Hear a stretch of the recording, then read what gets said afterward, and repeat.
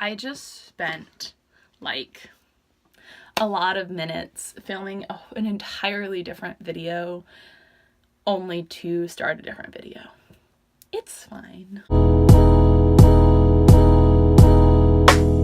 Hi guys, it's McKenna and welcome back to my channel, and today I'm going to be recommending some of my favorite book romance tropes and books that include these tropes in them. The first trope I'm talking about has two books that I have read within, and I do really enjoy one and I kind of don't enjoy the other, but I think both of these are kind of popular, so I'm sorry that I don't have like a hidden gem for this specific one. And the first one is To All the Boys I've Loved Before by Jenny Han. I just realized there's a third book in this one. Give me a sec. Anyway, the first one, To All the Boys I've Loved Before by Jenny Han. So this book is about a girl who has written letters to all of her crushes that she's had. I think there's 6, and one day they mysteriously get sent out, and to keep her from having an awkward situation with her sister's ex-boyfriend, she starts fake dating one of the other guys that she sent the letter to. Like I said, I kind of enjoyed this one. I do enjoy the movie a lot more. It is a Netflix movie, but I liked the romance okay in this one. I didn't think it was anything special, but it did have that fake relationship aspect that I do really enjoy. The second book, and the one I just went to grab, is Lord of Shadows by Cassandra Clare. No spoilers for the first one, but like the characters kind of have an awkward situation with the whole romance thing, the main two characters, and in book 2, female character thinks she finds a way to get around it with a fake relationship with someone else. This is book 2 in the Dark Artifices series by Cassandra Clare, which is a Shadowhunter series, and it basically follows the main character Emma as she tries to uncover the secret of her parents' death, which happened like 5 years ago or so. And it's really interesting. I did really enjoy the characters in this, but my favorite characters weren't the main characters. They were kind of the off characters. So it's just, it's the whole thing. But like, still. I don't know what point I just tried to make.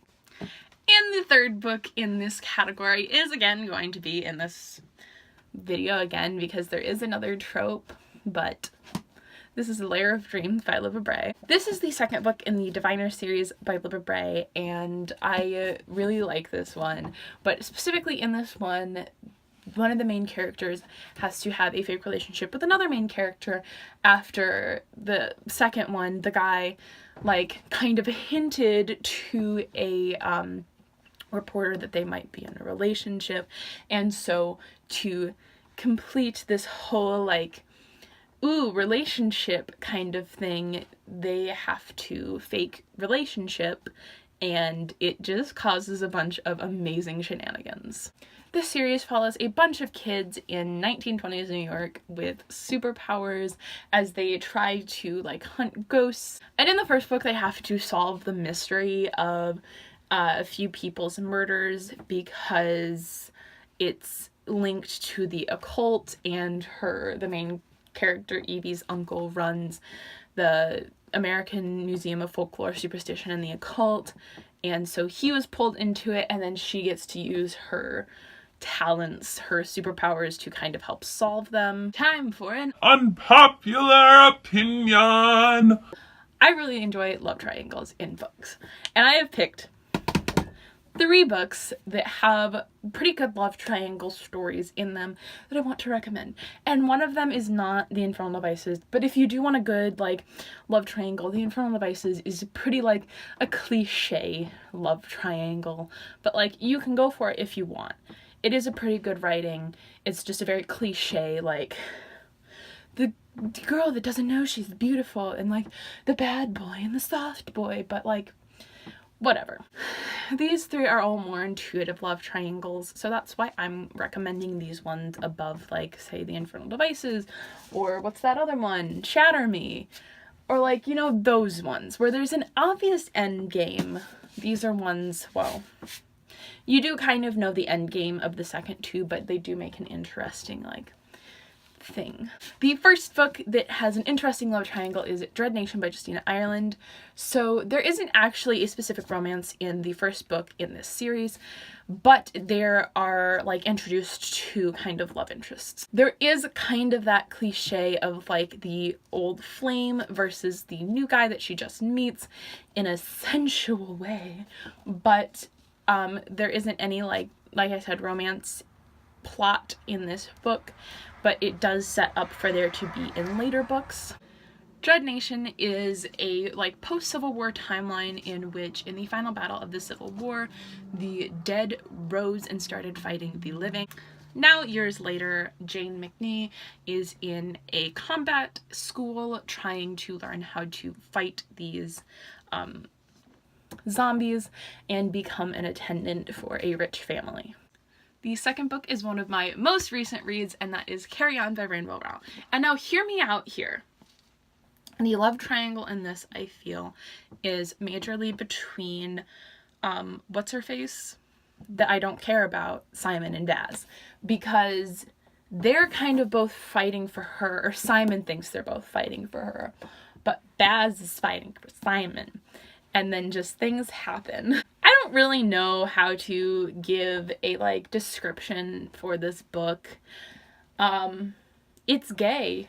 That's a fun fact about it. That's not a fun fact about it. Everyone knew that about it. But like, it's a play on the chosen one trope, which I did enjoy. I did like enjoy the magical aspect of this book, so I do recommend it even for that. The final book in this trope is Of Fire and Stars by Audrey Coulthurst. I feel like this is the loosest love triangle one because the main character, Denna, goes to this new kingdom to be married to the prince but falls in love with his sister, and so it does form kind of a love triangle, a very like odd one, but I did really enjoy this book, and I did really enjoy the romance in this book. I already kind of gave the synopsis for it because that's a basis of like the love triangle in this book, but I think the other thing that is worth noting is that she has fire magic. Denna has fire magic in a place that magic is outlawed. I also think,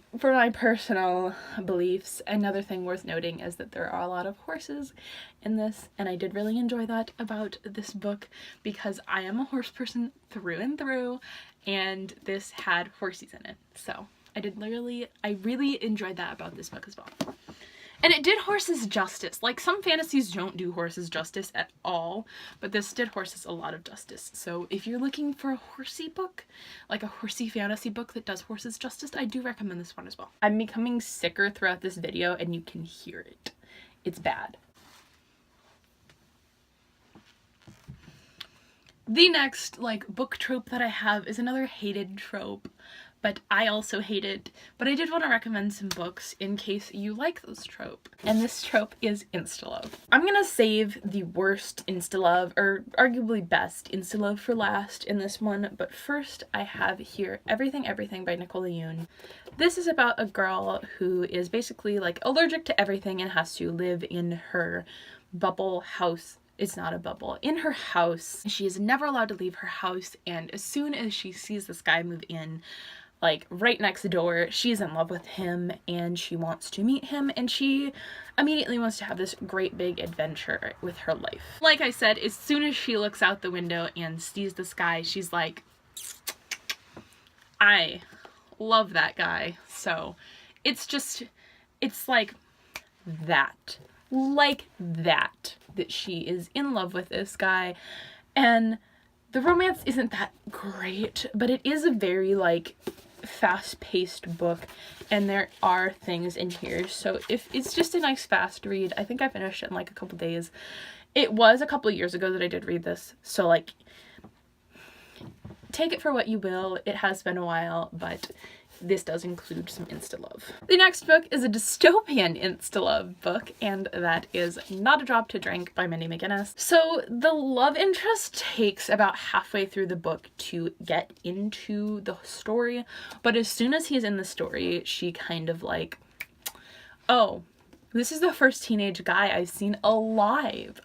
He's hot. And then they just kind of like fall in love.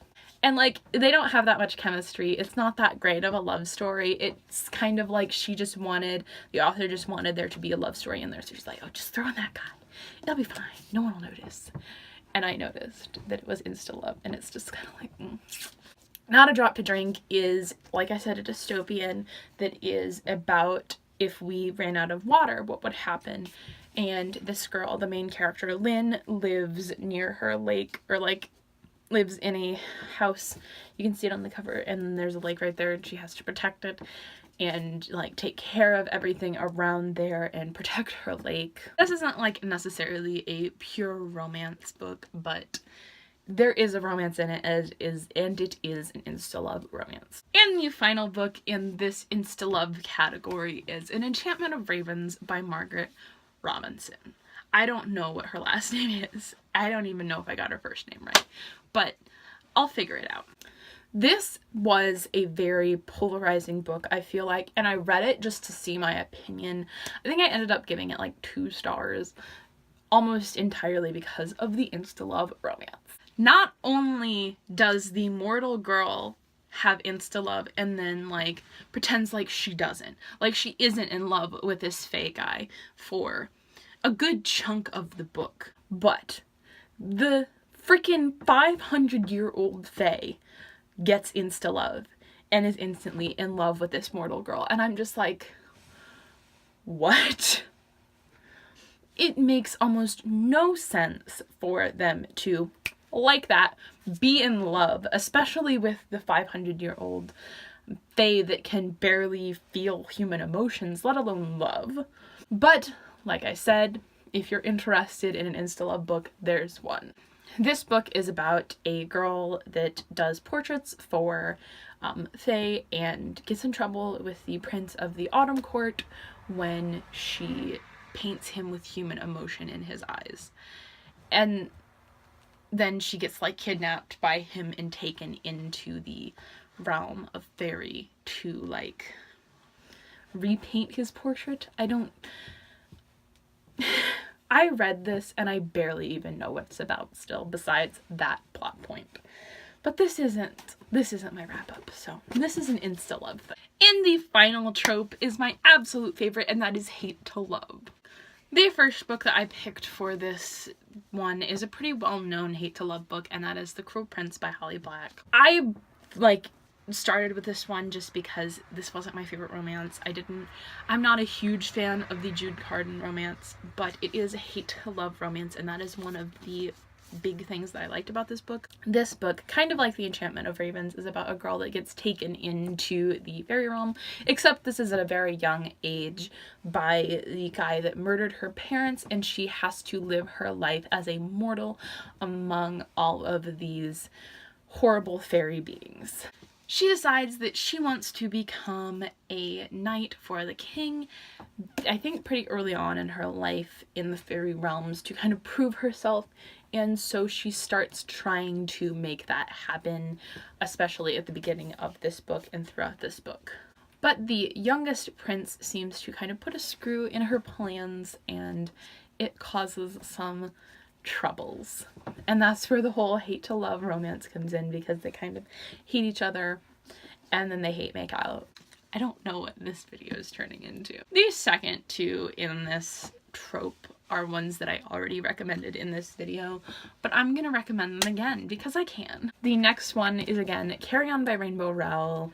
I already talked about what this was about, but basically the main two characters hate each other for most of the story and then have some hate making out, and then it's a fun time. It is a pretty good romance. It's a really good romance actually, but like I said, Hate to Love.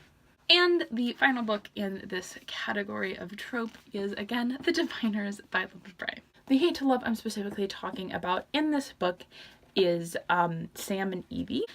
Very quickly on, Evie decides that she hates Sam in this book, and throughout the series they kind of start to like draw together more, and it's a good time. Sam and Evie are probably my OTP of all of the books on my shelves, so it's obvious that I had to recommend them twice in this video because they have two like major tropes.